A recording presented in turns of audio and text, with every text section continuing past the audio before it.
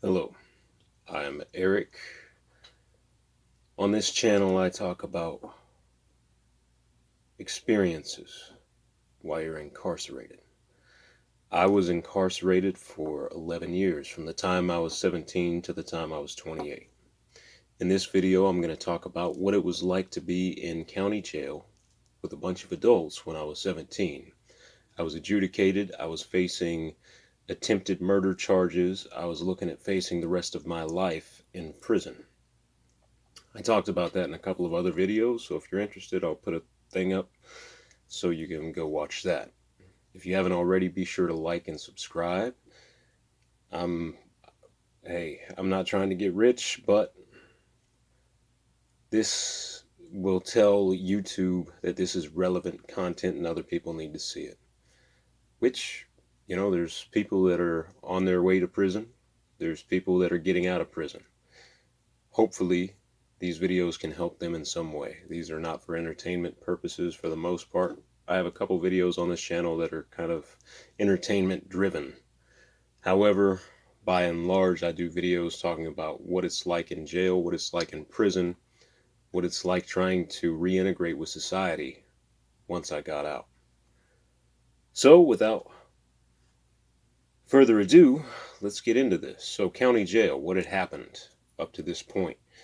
I had been arrested for attempted murder and aggravated kidnapping, among other charges, and I had been adjudicated. In other words, they were trying me as an adult, and I had been moved to an adult county jail, and I had been farmed out to another county jail because they didn't want me in the same jail as my co-defendants.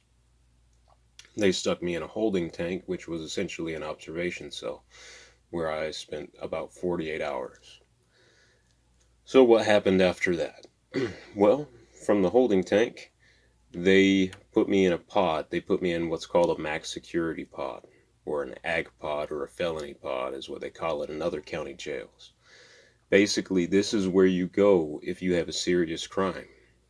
They put all the people with serious crimes in their own pod because they feel like they're a threat to other individuals, or they're a threat to security because they're facing more time and they might be more likely to try to escape. But usually it's just because they want to keep them away from the other inmates. If you have a guy who's there for a DUI and you stick him in there with a guy who, killed somebody, well, if the guy who's in there facing a murder charge hurts the guy who's in there for a DUI, you could be looking at a lawsuit. Now, they put me in this pod, in this max security pod. I have my commissary and stuff. Basically, all your stuff goes into a tote, and that slides in underneath your bunk at this county jail. And the county jail where I was at, it was Allen County Jail, a little town in southeast Kansas called Iola.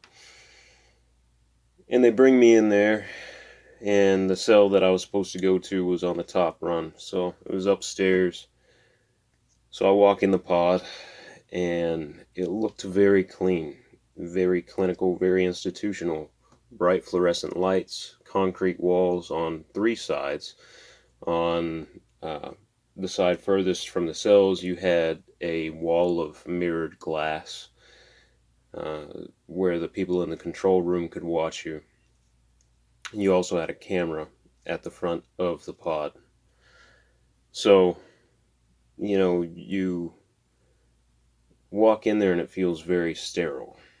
And they brought me in when everybody was locked down, so I didn't have a lot of interactions with the other guys when I first walked in. However, I could see them all peeking out their windows. It's odd when you walk into a room with a bunch of people and every set of eyes there is on you.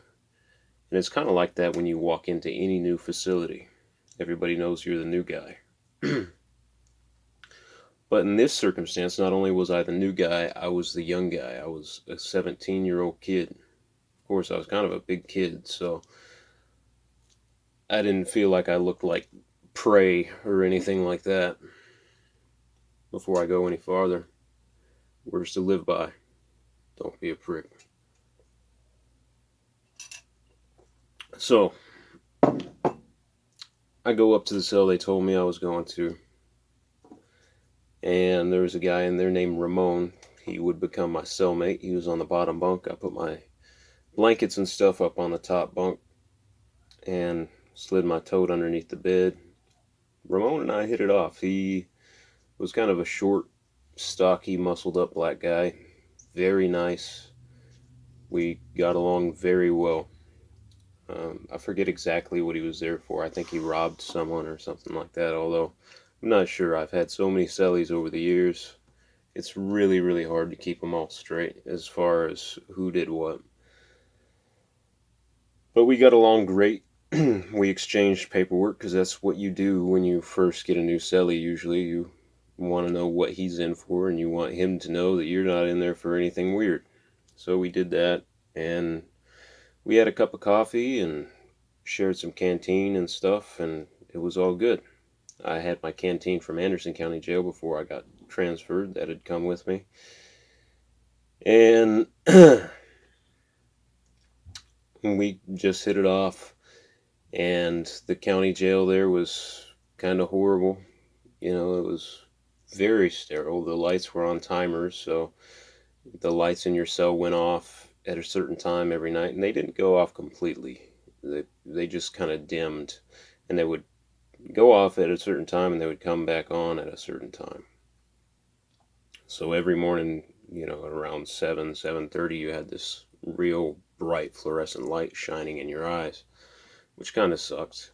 There's a little desk in the cell. It was probably about 1.5 to 2 feet wide, and probably about 1.5 feet deep. And it had a metal stool that was bolted to the floor in front of it. It wasn't a big cell. I would say it was about 12 by 8. So bigger than some cells that I've been in, but still not large by any standards. And then you had a stainless steel toilet that was on one wall, toilet and sink that were hooked together, and the mirror was not really a mirror. That's one thing that has always thrown me off about prison is, you know, you don't really have a mirror. You have a polished piece of metal, and so you can kind of see yourself, but it's not a very shiny piece of metal, so you can't see yourself that well. You can kind of get an impression of what you look like, but you don't really know. So that's what the cells were like. The day room was very nondescript. It was all concrete, all very clean.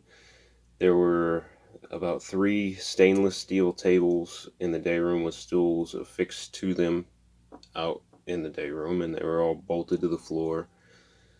And there was a TV with one remote, so everybody was always trying to watch something at different times, and sometimes there were fights over the remote. And you couldn't ever really hear the TV that well because you had everybody talking at once. And there wasn't anything to do in the day room, really. You could watch TV or play cards, that was pretty much it. Or play chess. It wasn't that great.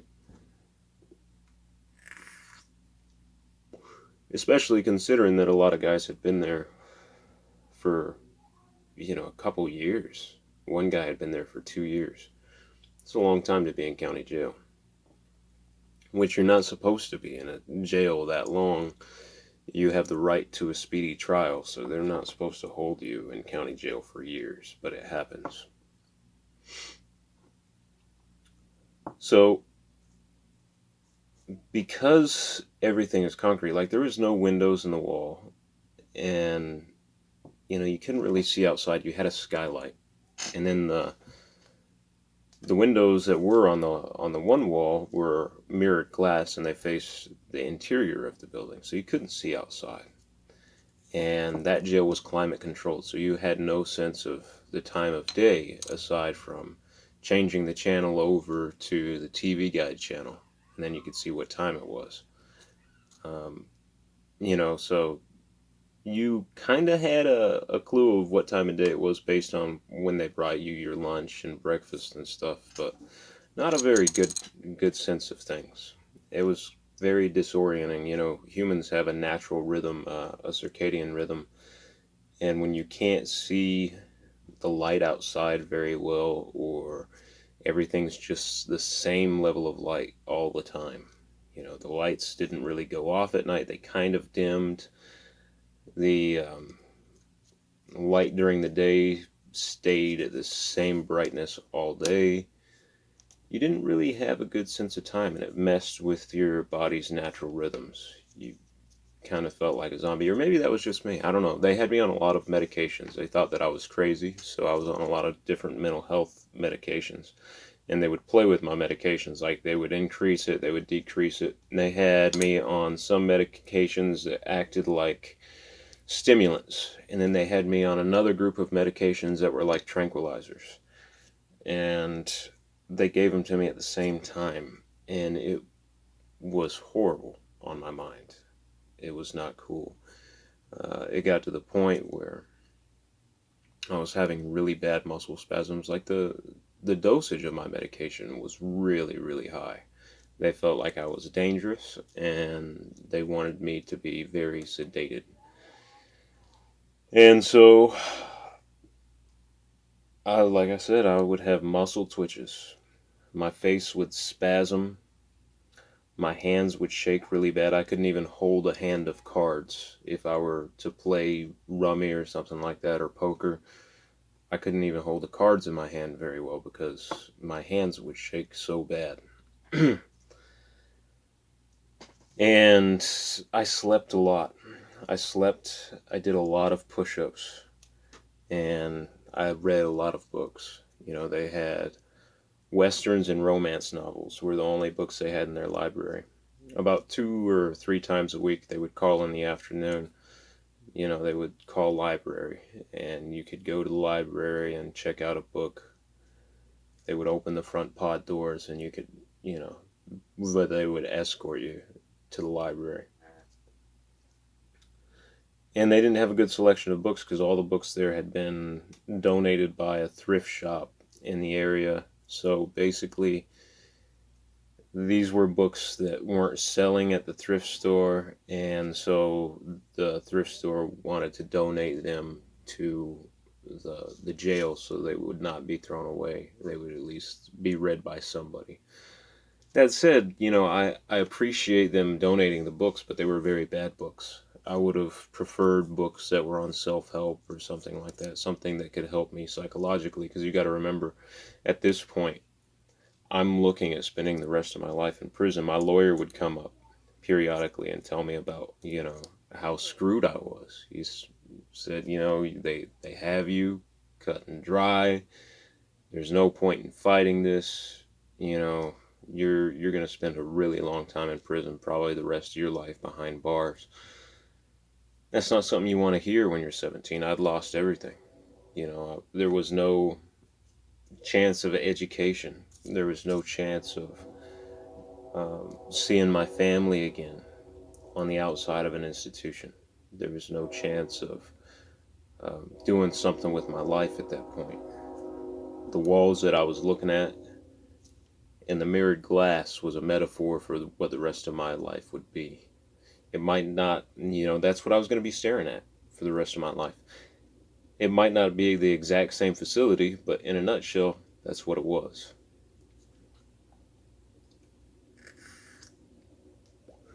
When you're in a situation like that,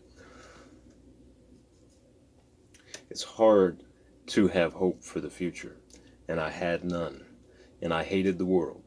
I didn't care about anything. I didn't care about fighting anything. I would fight at the drop of a hat.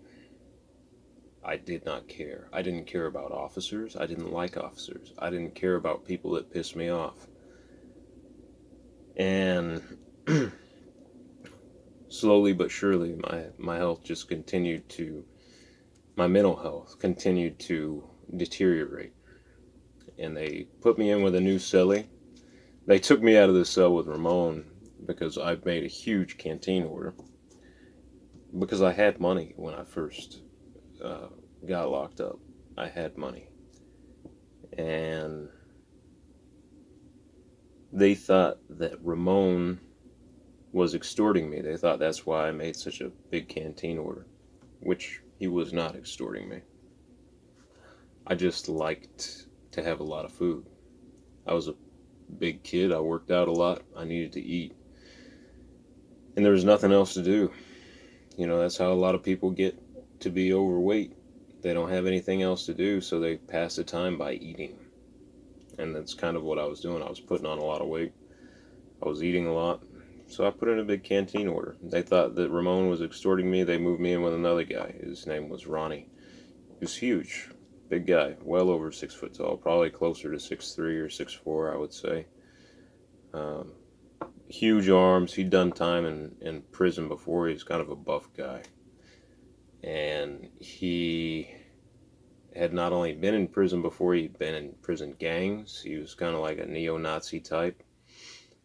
Had swastikas tattooed on his arms, and he did tattoos. He would make a little tattoo needle and make his own ink, and he would hand poke tattoos. That's how he spent all of his nights. And he was an alright guy, and we got along decently. We didn't get along bad. He didn't have a messed up case or anything like that. He was kind of a hothead. He had a bad temper, but so did I. So I can't really judge him for that. And, yeah. I just continued to go downhill really fast. I don't understand the reasoning that our criminal justice system has, where you take a 17-year-old kid who's doing some bad stuff and you take away his future, you take away all hope for the future, you take away his aspirations, you tell him that this is going to be your life from now on, and you expect him to somehow be better because of it. I understand that our prison system is mostly based around punishment, not rehabilitation, which is messed up because 95% of people are getting out of prison. But you can't put somebody in a situation like that and expect them to become better of their own accord. That's very hard to do. Very few people do that. And the people that do it are those who have a lot of willpower, a lot of determination. A lot of people who succeed are those who, despite the odds, they're going to succeed. They just want to do something better with themselves. They don't want to make the same choices again. And that was me, eventually. At this point in time, that was not me. I didn't care at all about anything. Now, they had these little phone cards that you could get. You'd buy a debit card off a canteen, and they had what looked like pay phones down in the day room. And so you dial this number off your phone card into the payphone, and then you could make a phone call. It was like $2 a minute. And I would call my family in the morning. Sometime I would call them at night. And one morning I calls home, and I talked to my mom, and she said my dad was really sick. He might have to go to the hospital. And she couldn't talk. And so I got off the phone with her, and then I went back to my cell, and I worried all day. Bad anxiety, There was a lot of things between me and my father that needed to be reconciled. My dad and I didn't get along when I was on the streets very well. We fought almost every day. And that wasn't because I didn't love him. But there was a lot of stuff that went on in my household that shouldn't have gone on. And so when I learned that there was something wrong with my dad and that he was sick and he might have to be hospitalized, my mind went to the worst. My dad had heart surgery. He'd had knee surgeries. He wasn't in great health, and he had a lot of heart problems, and his father died of an aneurysm. And he had had a blood clot just a couple years prior. And so his health wasn't that great. So my mind went to the worst spot, and I worried all day. I had horrible anxiety.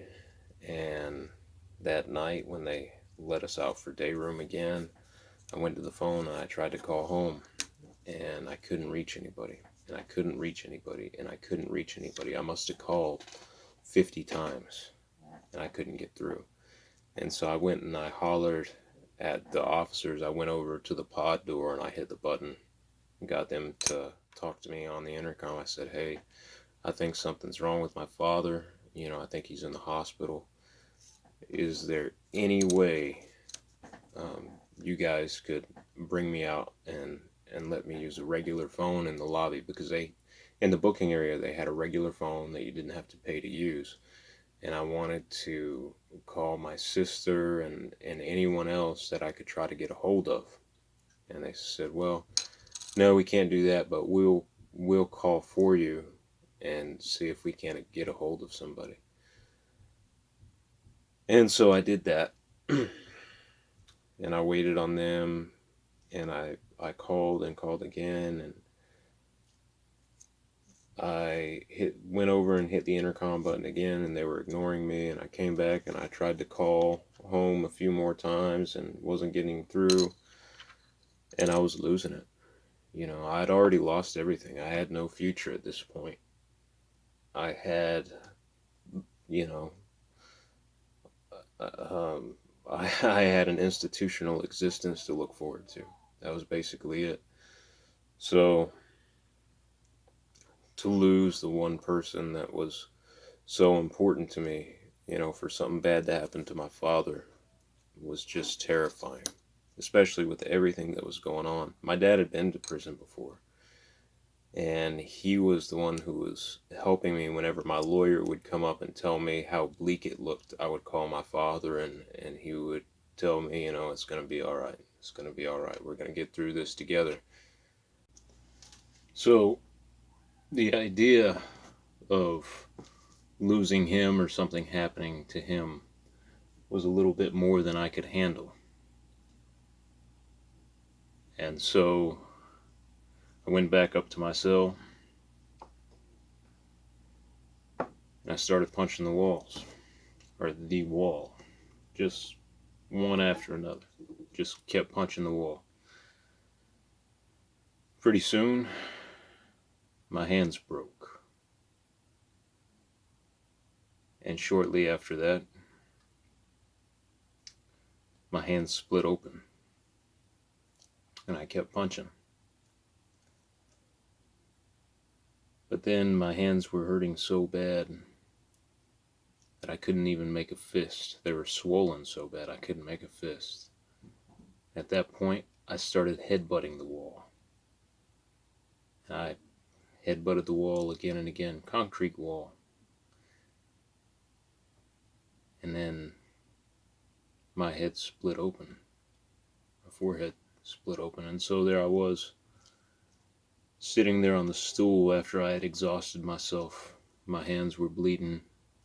My head was bleeding. There was blood all over the wall. And Ronnie came up there. He saw me and he said, hey man, I never like getting the cops involved with anything, which is what we called jailers and prison guards. We called them cops. Said, I know,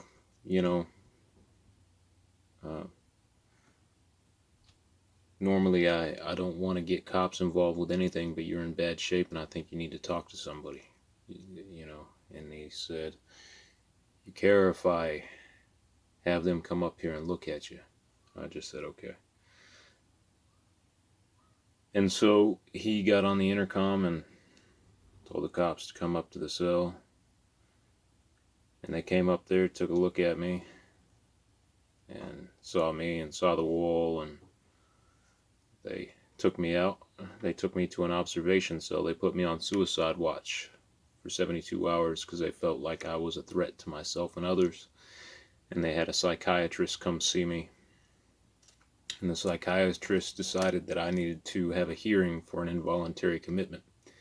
They were going to send me to a mental hospital. So I think it was the next day I had a court hearing, and they ruled at the hearing that I was a threat to myself and others and that I needed to go to a mental hospital for 90 days for an evaluation. And that's what happened. And so I am going to get into that in the next video, in this particular series of videos where I'm talking about what happened after I got arrested. So thank you for watching, and be sure to like, subscribe, and be ready for more videos like this. I appreciate all of you. I appreciate your support. Thank you for watching. You have a great day. I will see you next time.